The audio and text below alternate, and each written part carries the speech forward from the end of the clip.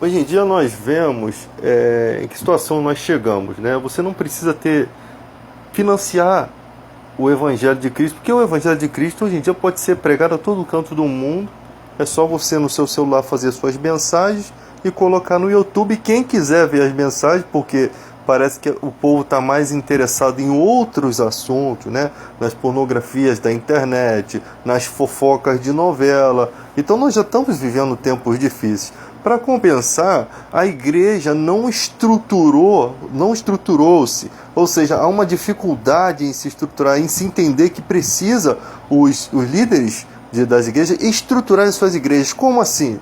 Como assim, Mondeide, estruturar? Pensa no seguinte, nós estamos vivendo num país, no Brasil hoje, com um monte de gente desempregada, e muitos desses são crentes. Por que a igreja não assina a carteira desse povo que faz a obra de graça, que fica pintando a igreja de graça, em uma época que o cara precisa cuidar de sua família? Por que a igreja não cuida dos seus? Não cuida dos seus, vai cuidar dos outros como? Agora, uma coisa é a seguinte, não é porque o pastor da sua igreja, ele assina a sua carteira e paga os seus direitos trabalhistas, né, que ele tem que manipular a sua pregação, que você tem que pregar o que ele quer, que você não possa falar de política, que você não tenha sua vida pessoal, né, sua vida particular respeitada. É isso que não se entende. Hoje em dia você tem igrejas que, tipo assim, coloca o pastor 2 anos lá, aí quando o povo tá ali, gostando daquele pastor, o pastor é um homem de Deus, está ajudando pessoas, eles vão, tiram aquele pastor e botam outro. Ah, mas é para o pastor não se acostumar. Meu Deus do céu, se Paulo pudesse fazer isso, conviver com as pessoas, cuidar da vida espiritual das pessoas, ele ficava. Só que ele não foi chamado para isso, mas teve pastores que ficaram a vida toda. Timóteo ficou a vida toda ali pregando na mesma cidade, sendo uma bênção espiritual, até que um dia deve ter chegado um outro pastor assim, como Paulo o preparou para o ministério, ele deve ter preparado os seus também para permanecer, para dar continuidade no trabalho e ficar uma obra marcada. Todos aqueles que um dia respeitaram Timóteo vão respeitar também os pastores que foram indicados por ele. Por quê? Porque foi um homem de Deus que o sondou e viu neles integridade, né? E hoje em dia nós vemos uma coisa medíocre. A igreja que manipula as pessoas a votarem. A Igreja Universal já manipulou pessoas para votar no Collor e agora para votar em Bolsonaro. E vocês, cristãos, se deixam manipular-se por esses caras. Vocês não aprendem as escrituras nunca, vocês leem e não entendem. Paulo disse, esses caras que querem, que só quer saber de dinheiro, que o Deus deles é o ventre, e todo mundo já fala disso, esses são impuros na fé. Vocês não podem ter afetos para esse tipo de pessoa. Você vê como era difícil na época de Paulo, porque os judeus tinham afetos. Então Paulo teve uma dificuldade. Você imagina, os judeus, eles tinham apego aos seus líderes, como Nicodemos, por exemplo, era um chefe, né, era um dos maiores da sinagoga. Como ele, existiam muitos como ele, líderes que tinham seus discipulados, né? Você imagina, Nicodemos foi sozinho até Jesus, mas se ele leva a influência para os seus discipulados, né? Ele viu que Jesus era o Filho de Deus, porque só ele podia fazer aqueles milagres, mas ele não leva isso de imediato para o seu discipulado. Então, você imagina que Paulo fala sobre esses afetos, esses laços, porque muitos judaizantes queriam fazer os gentios se circuncidarem, sendo que Paulo disse, não, os gentios não se circuncidam. Se eles fizerem isso, estão anulando a cruz de Cristo. É uma coisa totalmente diferente do judaísmo. Então eles não precisam disso. Nossa circuncisão é Cristo, né? Então você vê que hoje em dia as pessoas estão muito afeiçoadas a líderes espirituais.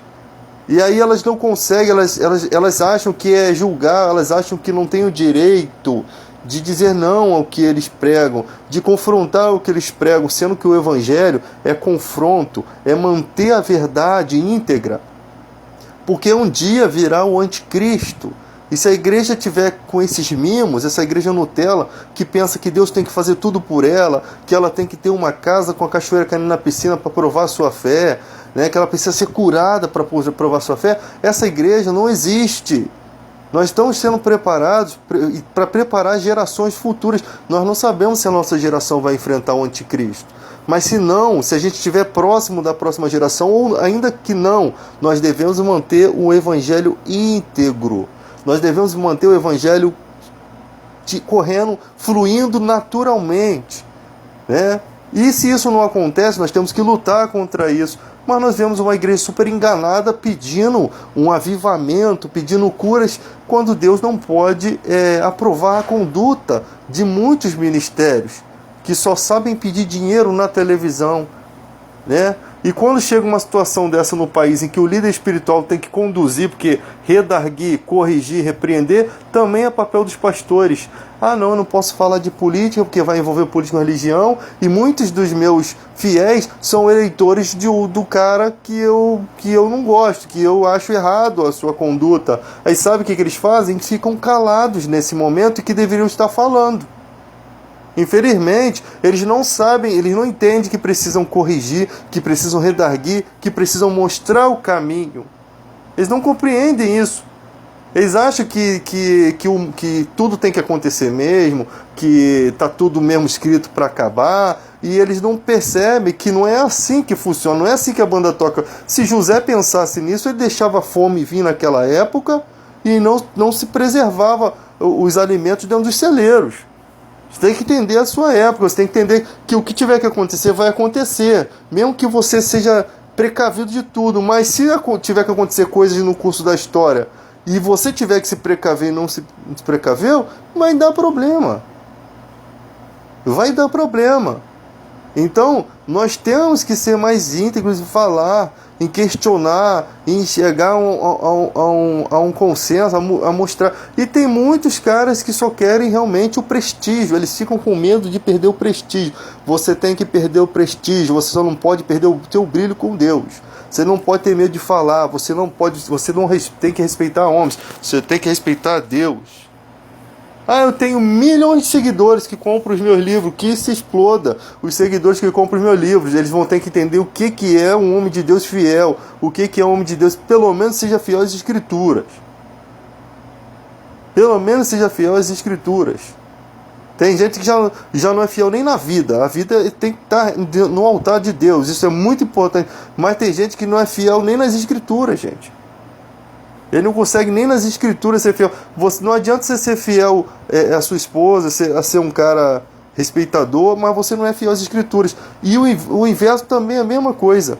Tem que ter fidelidade no que você prega, no que você vive. Porque é muito chato. É muito chato. Imagina, eu faço uma pregação e vem um cara, me confronta e ele está coberto de razão. Há um tempo atrás aí o cara questionou um vídeo que eu coloquei uns dizeres. E ele falou, a música é boa, mas o resto é tudo baboseira. Eu falei para ele, realmente, isso são tudo baboseira, porque eu aprendi tudo errado naquela época, eu estava iniciando e achava que era daquela forma. Você está de parabéns, porque você observou e teve a sua opinião, você colocou sua opinião e vai ser respeitado porque é verdade. Contra a verdade não há fato, não há argumentos. Eu não vou ficar aqui, não, porque está certo, ficar lutando por uma coisa que eu sei que está errado, mas o povo tem que acordar. O povo tem que acordar, tem que parar de ficar dando dízimo para igrejas que não fazem o que se deve fazer, cuidar da sua família na fé. Tem que cuidar, mas não é cuidar do pouco não, gente. Onde abundou o pecado, superabundou a graça de Deus. Você tem que ver muito a graça de Deus dentro da igreja. Você tem que ver muito amor ao próximo dentro da igreja.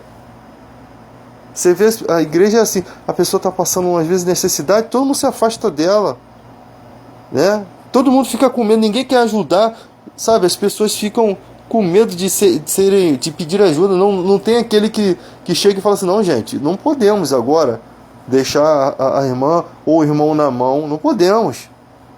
E não é aquela ajuda de uma cesta básica, não. Tem gente que você tem que ajudar ela até ela se levantar. O pior de tudo é quando você tem pessoas que têm condições financeiras dentro da igreja, que pode mudar a vida do irmão, mas o irmão passando necessidade, tá? Não estou falando que irmãos ricos tem que dar dinheiro para você, não. Estou falando em pessoas que estão passando necessidade. O cara perdeu a casa, o cara está passando problema de família, o cara foi mandado embora de casa, não tem onde ficar. Eu não estou falando que você vai botar ele dentro da tua casa, não. Mas tem irmãos que nem nem pensam em colaborar, e pensam que aquilo ali, Deus que tem que resolver o problema do irmão. E isso é uma coisa que a Bíblia ensina que é errado. Tiago fala sobre isso. Você não pode apenas orar e dizer para o irmão, se você tem como socorrer, você não pode dizer para o irmão ir e que Deus vai te abençoar. Não é assim. É exatamente, tem gente que não fala com essas palavras, mas permite que isso aconteça. É como se estivesse falando. O texto é bem óbvio, é para você aprender a não ser omisso. Então tem um monte de gente aí que é obreiro da igreja, igrejas grandes que tem condição de assalariar os seus obreiros. Mas não, só tem um grupo de pessoas que recebe salário. Pastores, pessoas que estão sendo o dia todo na igreja, músicos, mas e os obreiros ali? Passando necessidade, vai ficar vindo de cesta básica? A igreja não pensa em dar um plano de saúde para os seus? A igreja não pensa em cuidar dos seus? Esse não é o evangelho de Cristo que eu conheço, não. O evangelho de Cristo que eu conheço, uns cuidam dos outros. Uns cuidam dos outros. Né? Se a igreja recebe milhões em dízimos, vamos construir outro templo. Vamos construir sim, mas vamos construir primeiro o templo que está aqui humano, precisando de amor, precisando de respeito. E são esses que vão manter, que vão libertar as pessoas, gente. Vocês não entendem. Se o irmão não se consagrar, se o irmão não tiver momento de jejum, de oração, de consagração, de leitura da palavra, e ele só vai conseguir ter isso se ele tiver essa oportunidade. Muitas vezes o trabalho aqui fora não deixa o cara ter isso. O irmão não vai conseguir cuidar espiritualmente nem dele mesmo. E é de extrema necessidade que tenham pessoas capacitadas para cuidar da vida espiritual da outra, porque tem pessoas que já tiraram sua vida. Tem um monte de gente com problemas psicológicos que elas não sabem mais onde procurar. Às vezes vai no psicólogo e resolve, mas às vezes vai em alguns psicólogos que são mais loucos que elas. E psicólogos não curam problemas espirituais, gente. Entenda isso, só quem consegue lidar com demônios são servos de Deus preparados. Né? Não são esses demônios de 1,99 que os caras pagam aí para fingir que estão endemoniados, não. É coisa braba mesmo. Porque na hora que a coisa pinta braba, eles correm. Eles correm. Ah não, esse daí só sai com jejum e oração. Eles correm. Quando vê a coisa de verdade, correm. Então, gente, precisa de ter uma igreja estruturada. Os irmãos com salário, os irmãos se consagrando, os irmãos na leitura da palavra, os irmãos no azeite. Você olhar no olho do irmão e você vê o brilho do Espírito Santo. E os cristãos desejam isso. E o pior que os pastores não sabem. O cristão necessita disso e eles desejam isso. Eles não precisam ser submissos a você em tudo, não. O que vai pregar. Irmão, você vai para a igreja que diz o que você vai pregar. Manipula até a pregação do irmão. Não dá liberdade para o Espírito Santo. Né? E tem igreja que é uma bagunça só. É uma bagunçada só. É uma petição de dinheiro. Tem outras que é um roda-roda, um pula-pula, e não tem. A pregação é sem pé e sem cabeça, sabe? Tem gente que não sabe pregar, não tem dom e é chamado para pregar, não é assim, não pode ser de qualquer forma, não pode ser de qualquer maneira. E tem igreja que é super suave. Tu senta na igreja, tu ouve um louvor bonito, abençoador, uma palavra que refrigera a sua alma e tudo corre naturalmente, sem pular, sem chutar, sem fazer nada.